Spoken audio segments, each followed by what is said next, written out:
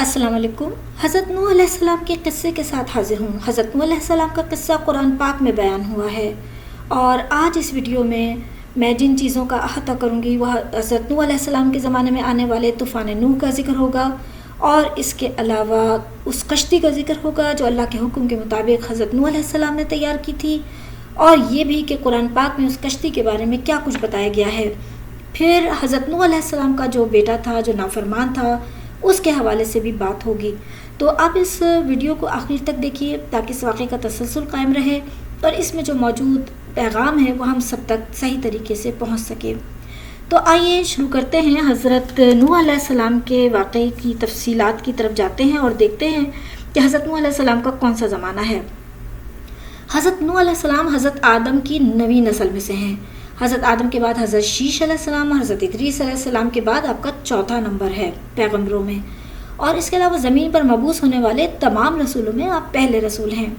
مفسرین کے مطابق نوح علیہ السلام کا نام عبد الغفار یا عبد الملک یا پھر عبد الاعلیٰ تھا، اور آپ کا نوح جو تھا وہ لقب تھا۔ اصل میں آپ اپنی قوم کے لیے جو گریہ وزاری کرتے تھے اور نوحہ گری کرتے تھے، اسی وجہ سے آپ کو یہ نوح کا لقب ملا، اور آپ ہی وہ پہلے پیغمبر ہیں کہ زمین پر جن کی نبوت کے زمانے میں پہلا عذاب جو ہے وہ نازل ہوا۔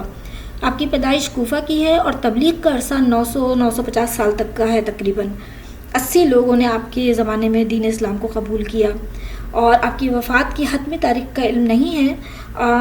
سورہ عنکبوت کی آیت نمبر 14 میں ہے کہ 950 سال کا عرصہ طوفان سے پہلے کا بتایا گیا ہے، لیکن طوفان کے بعد کی 70 یا 600 سال کی مختلف روایات ملتی ہیں۔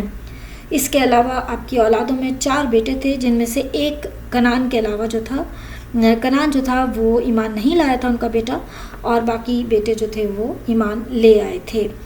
تو آئیے سب سے پہلے ہم شروع کرتے ہیں ترجمے سے۔ یہ تو میں نے آپ کو مختلف چیدہ باتیں ان کی بتا دیں، اور اب ہم باقاعدہ قصہ جو ہے وہ دیکھتے ہیں کہ ان کا طوفان نوح کا جو قصہ ہے وہ کیا ہے۔ بے شک ہم نے نوح کو اس کی قوم کی طرف بھیجا تاکہ اپنی قوم کو ہدایت کرے، اس سے پہلے کہ ان پر دردناک عذاب آ جائے۔ یعنی حضرت نوح علیہ السلام کو جس قوم کی طرف بھیجا گیا، قوم نوح کی طرف، وہ ہدایت کے لیے اللہ تعالیٰ نے بھیجا۔ حضرت نوح نے قوم سے کہا کہ میں تمہارا خیر خواہ ہوں، اور انہیں بتایا کہ میں تمہارے پروردگار کا بھیجا ہوا پیغمبر ہوں۔ لیکن بات یہ تھی کہ یہ قوم جو تھی وہ کسی طرح ماننے کو تیار نہیں تھی۔ ان کا جواب ہمیشہ یہی ہوتا کہ آپ ہمارے پیغمبر کیسے ہو سکتے ہیں، کیونکہ آپ تو ہماری طرح کے آدمی ہیں۔ اگر اللہ کو کوئی رسول بھیجنا ہی ہوتا تو وہ ضرور کسی فرشتے کو بھیجتا۔ تو اسی طرح وہ حضرت نوح علیہ السلام کو انکار کرتے رہے، اور اللہ کی وحدانیت کا بھی اسی طرح وہ انکار کرتے رہے۔ تو ایک ترجمہ بتاتی ہوں آپ کو ایک آیت کا۔ اس نے کہا کہ اے میرے قوم، بے شک میں تمہیں کھلے طور پر نصیحت کرتا ہوں، اللہ کی عبادت کرو اور اس سے ڈرو اور میرا کہا مانو۔ یعنی قرآن پاک بیان کر رہا ہے کہ حضرت نوح علیہ السلام کس طرح ان کو نصیحت کرتے رہے۔ حضرت نوح علیہ السلام بتاتے تھے انہیں برابر کہ تم اللہ سے بخشش مانگا کرو تاکہ وہ تم پہ بارشیں برسائے، تمہاری مال اور اولاد میں کثرت عطا فرمائے، اور تم آسمان پر بھی غور کیا کرو کہ آسمان کس طرح بنایا گیا ہے، چاند سورج کی چمک کو دیکھو کہ یہ کس طرح چمک رہے ہیں اور کون ہے ان کا خالق۔ اس کے علاوہ زمین کے فرش کو بھی دیکھا کرو کہ زمین کیسے بچھائی ہے اللہ نے۔ مگر یہ ساری نشانیاں بھی ان کے لیے ناکافی تھیں، اور ان کو کچھ بھی سمجھ میں نہیں آتا تھا، اور وہ اللہ کی ذات کے انکاری تھے۔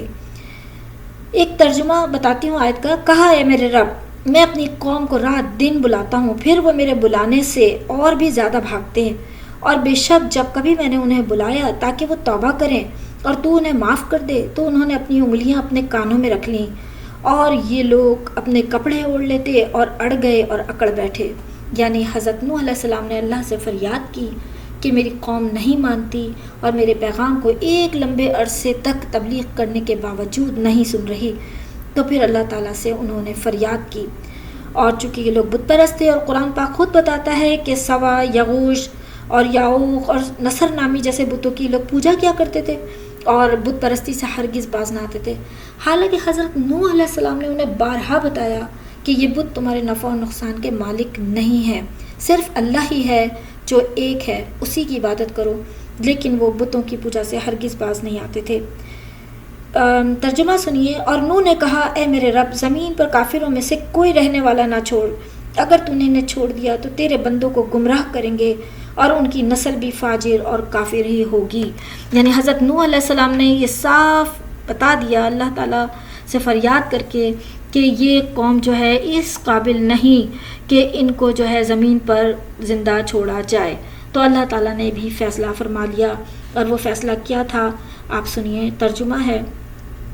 اور نوح کی طرف وحی کی گئی کہ تمہاری قوم میں جو لوگ ایمان لا چکے اور ان کے سوا کوئی اور ایمان نہ لائے گا، تو جو کام یہ کر رہے ہیں ان کی وجہ سے غم نہ کھاؤ، اور ایک کشتی ہمارے حکم سے ہمارے روبرو بناؤ، اور جو لوگ ظالم ہیں ان کے بارے میں ان سے کچھ نہ کہنا، کیونکہ وہ غرق کر دیے جائیں گے. یعنی جو لوگ ظالم ہیں ان کے بارے میں ہم سے کچھ نہ کہنا، کیونکہ یہ لوگ غرق کرنے والے ہیں، ان کو ہم غرق کریں گے. یعنی اللہ تعالیٰ نے یہ فیصلہ سنا دیا قوم نوح کے بارے میں. تو حضرت نوح علیہ السلام نے اللہ تعالیٰ کی ہدایت کے مطابق کشتی تیار کرنی شروع کی، اور یہ بہت طول و عرض میں اور ہر لحاظ سے ایک بہت بڑی کشتی تھی جو حضرت نوح علیہ السلام نے تیار کی. اور اس کشتی کو جب انہوں نے بنانا شروع کیا تو لوگوں نے آپ کا تمسخر اڑانا شروع کر دیا، آپ کا مذاق بنانا شروع کر دیا. کچھ لوگ کہتے ہیں کہ یہاں تو بارش ہی نہیں ہوتی ہے، ایک قطرہ پانی نہیں گرتا، تو تم یہ کشتی چلاؤ گے کہاں. کچھ لوگ کہتے ہیں کہ تم پیغمبر سے بڑھے ہی بن گئے، اور مختلف طرح کی باتیں بناتے. لیکن حضرت نوح علیہ السلام اللہ کے ہدایت کے مطابق اپنے کام میں لگے رہے اور کشتی بناتے رہے. کشتی کے حوالے سے میں آپ کو پہلے تو تھوڑا سا بتا بھی دوں ساتھ ساتھ کہ یہ کشتی تھی کس طرح کی جو حضرت نوح علیہ السلام بنا رہے تھے. سب سے پہلے تو میں آپ کو یہ بتا دوں کہ یہ کشتی 5 نفوس نے مل کر تیار کی، جس میں سے 2 آپ کے بیٹے تھے اور 2 آپ کے امتی تھے، اور ایک خود حضرت نوح علیہ السلام تھے.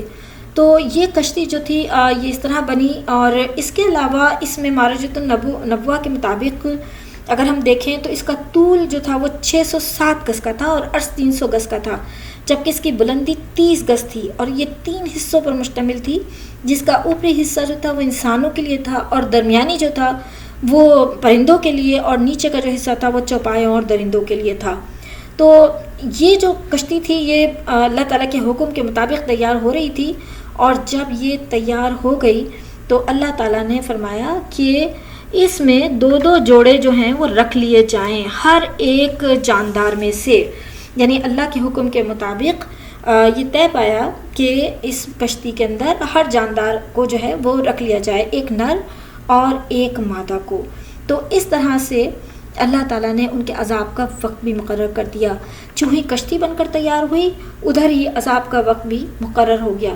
جب آپ کو میں اس طرح سے بتاؤں گی کہ جب اللہ کے عذاب کا وقت آ پہنچا تو حضرت نوح کو یہ حکم دیا گیا تھا کہ وہ سارے جانداروں کو اس میں رکھ لیں، اور ساتھ ساتھ اپنے گھر والوں کو بھی اس میں سوار کر لیں، اور اہل ایمان کو بھی سوار کر لیں. تو جب حضرت نوح علیہ السلام نے ان سب کو اس میں کشتی میں جمع کر لیا تو اس وقت جو وہ کشتی تھی وہ تیار تھی چلنے کے لیے. زمین نے اپنے سوتے کھول دیے اور زمین سے پانی ابلنے لگا، ساتھ ہی آسمان سے پانی برسنا شروع ہو گیا.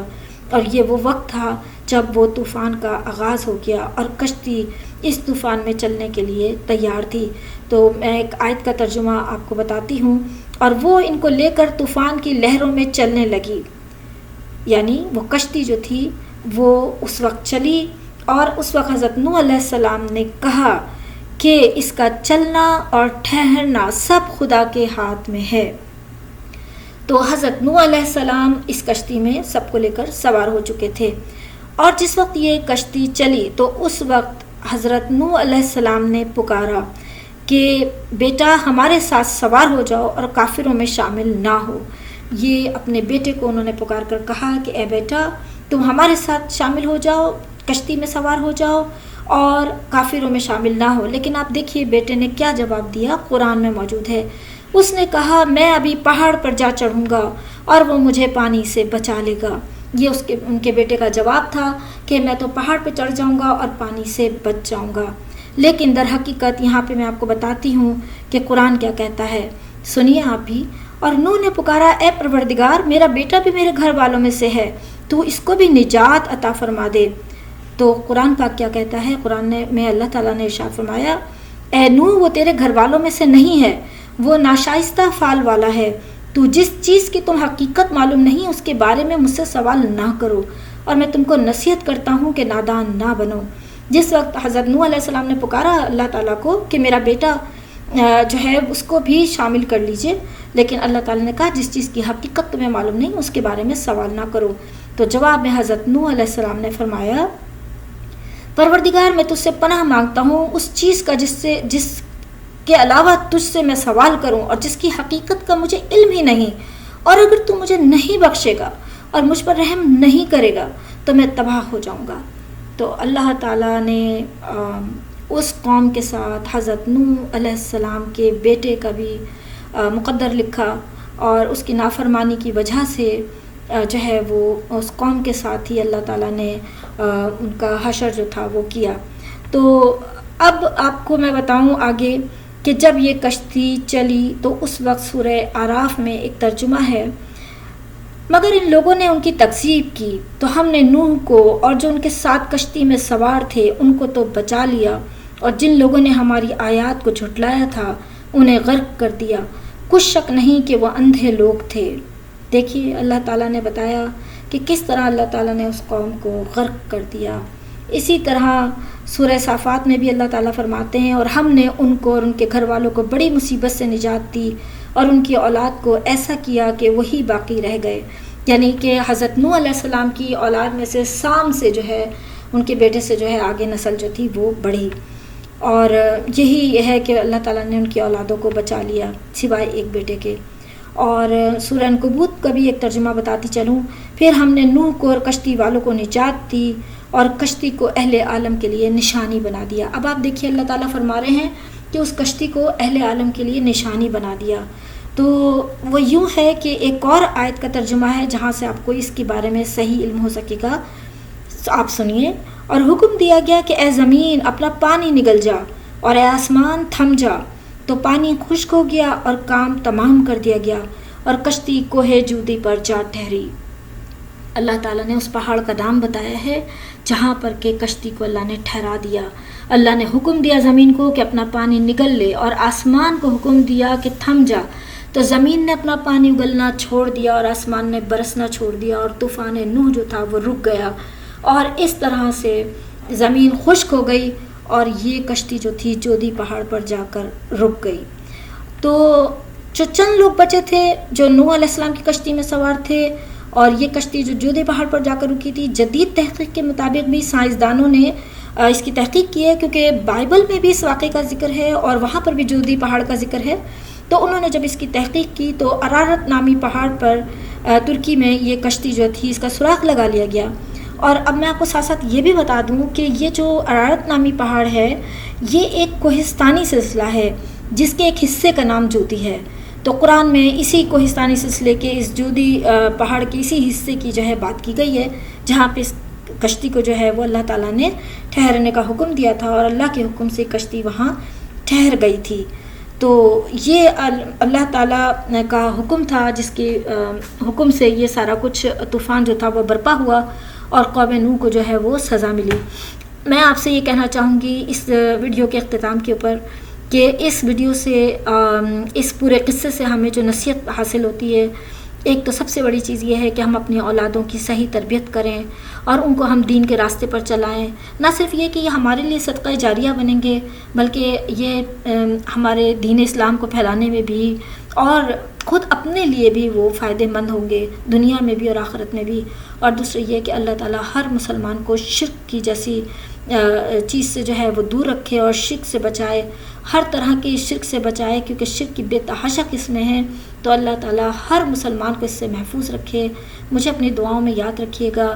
اللہ حافظ، اللہ نگہبان۔